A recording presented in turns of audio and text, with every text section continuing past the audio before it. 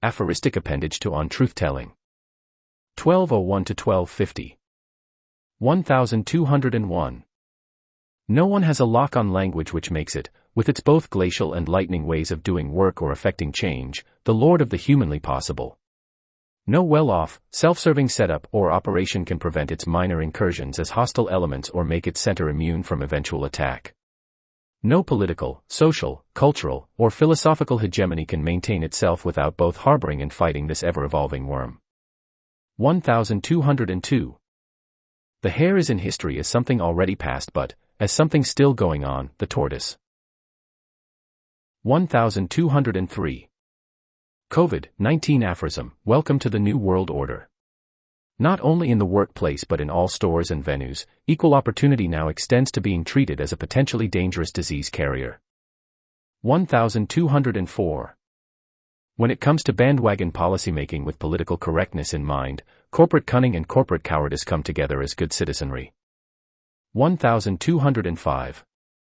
COVID-19 aphorism, what the coronavirus, climate change, and systemic racism have in common are causes that, like God, are largely invisible and effects that, like the devil's doings, stretch from A to Z.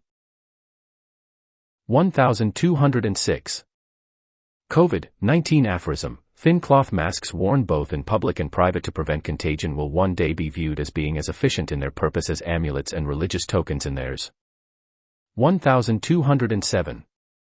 COVID-19 aphorism, every single day 150,000 people die on this planet. If it were possible to shed a tear for each and every one of them, one would be dead oneself in no time. Therefore, the commiseration for all these unknowns or even a fraction of them is but a putting on display of one's humanity lest anyone have any doubts about it. 1208. Just as piety was used in past ages to cover a multitude of sins, so political correctness today. 1209.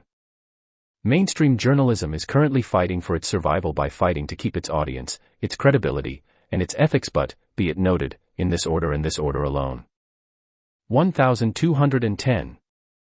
Political commentary listened to now will be remembered in later years as if it had been background noise while doing other things. 1211. Courage and wisdom found together constitute not only an alloy but pure gold. 1212. Most popular news and commentary is there for all of us whose lives aren't as eventful and emotionally charged as perhaps they once were or perhaps we'd secretly like. 1213. Before the assassinations, before the atrocities, before the mass murders and executions, and before the genocides, one thing is absolutely necessary, an unrelenting war of propaganda that makes one group, faction, side, or country think that another is finally getting what it deserves. 1214. Woe to those who fall victim to the unrestrained fury of the mob. For once this hydra-headed monster is unleashed from the norms of civilized behavior, it has no thought but for its anger, its power, and its ability to do almost anything with impunity. 1215. If there are people today who don't believe many governments can act stupidly, they know nothing about the First World War or, at least, one of its major causes, a series of military alliances between neighboring European nations that were not only industrialized and highly competitive, but also heavily armed. Conceived as a means of offering mutual benefit and protection as well as avoiding any outbreak of war on the continent, the alliances not only allowed one hostile incident to set in motion a series of aggressive gestures and warlike actions, but also these hostilities to be honored as legal commitments. All in all, no authority took note that all controlling factors had been effectively eliminated and that conflict between nations had become a mutually destructive affair of such magnitude that any final winner would be hardly the better for it. 1216. What greater proof is there that those who are presumably in control of the world are never completely in control and may let things slip dangerously out of control than the First World War? 1217. There is a great deal of talk about hate speech nowadays but very little about its most obvious and dangerous manifestation, the enmity and verbal violence that characterize political discourse. To think it can be eliminated by continuing with a series of limited successes on this or that front, to think it can be extirpated from the human psyche, to think it can be measurably reduced while being generated daily by political differences and disagreements is to be oblivious to its hydra-headed nature, its ability to grow new heads when old ones are lopped off.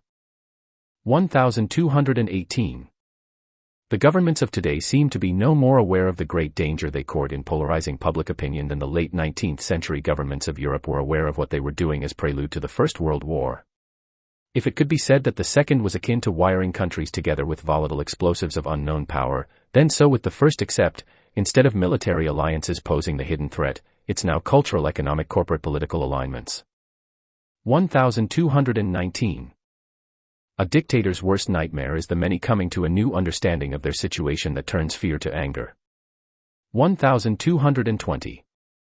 COVID-19 aphorism. In a world where everyone wears a mask as a dubious form of protection or show of support for government, wearing a broad smile becomes a revolutionary act. 1221. COVID-19 aphorism. The saying, "stay well," so frequently heard nowadays seems to echo a fear that's become fashionable. 1222.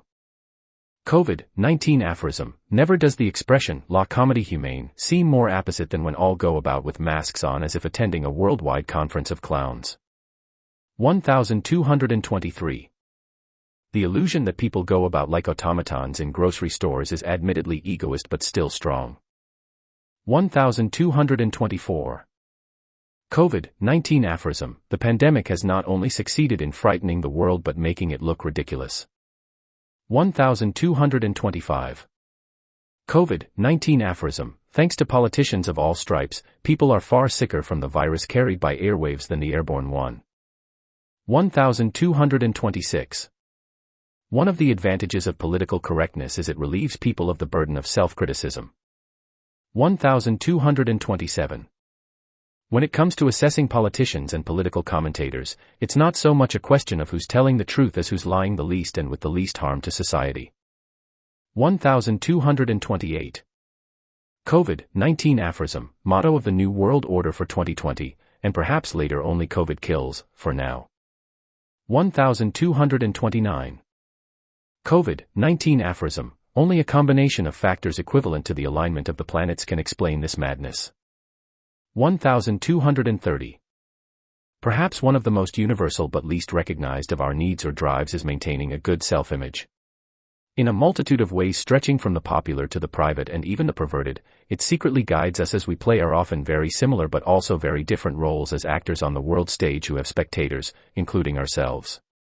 For the most part, or at least for most of us, it's easy to leave aside the size of the parts we play or the grandeur of the stage we're on. 1231. COVID-19 aphorism. Just as cigarette smoking was once socially acceptable to the point of absurdity, example, a doctor promoting it on TV, so it is now with mask wearing, example, a mother foisting it on her 2-year-old. 1232. Truth must often play catch-up but, as a sort of compensation, it also knows how to play hardball. 1233. COVID-19 aphorism. The current crisis has given birth to a political monstrosity which in turn has created an ethical one, namely, forced facial unfriendliness. 1234. To be a politician almost forces one to become a Pinocchio at some point, high integrity notwithstanding. 1235. Having a vision of a better world is all to the credit of those on the left, but if they're willing to use dishonest means to realize it, better they forget it. But, of course, they won't. 1236. We have a dishonest media and dishonest politicians who many people respect for reasons not so obvious unless it's simply the one of not having either the time or inclination to check them out. 1237. Death is total indifference to the goings-on and hubbub of life to a degree that's deeper than even dreaming about them goes. 1238. Moving towards the left where utopian schemes can flourish allows politicians to make grandiose promises. Today they seem to be about climate change and pandemics. What is to be done and how to do it are short on specifics. Tomorrow they may be about earthquakes, volcanoes, asteroids, and continental drift. Of course, all of this is ridiculous but, politically speaking, it makes sense because many people are willing to believe the government has godlike powers. In truth, what these wizards accomplish by getting whole populations to go along with them borders on the superhuman but in less a divine than demonic way. 1239. Youth is fresh for this world and its functionality, often fitting in with it better than age. But when it comes to its aberrations, often the handiwork of those with experience and selfish intentions, ignorant, uninformed, and ill-equipped. 1240. In human affairs where corruption is common enough, correction is also there to save us from ourselves. 1241. The thing about the media and politicians nowadays is their tendency of not being straight all the way down the line. 1242. When the future is far away from us, we're little inclined to envision it, despite the bubbling, far-reaching hopes of youth, as lived experience. But as long as we're alive, it never fails to realize itself as such or creep or bound up to us with or without some conscious act of comparison to the past.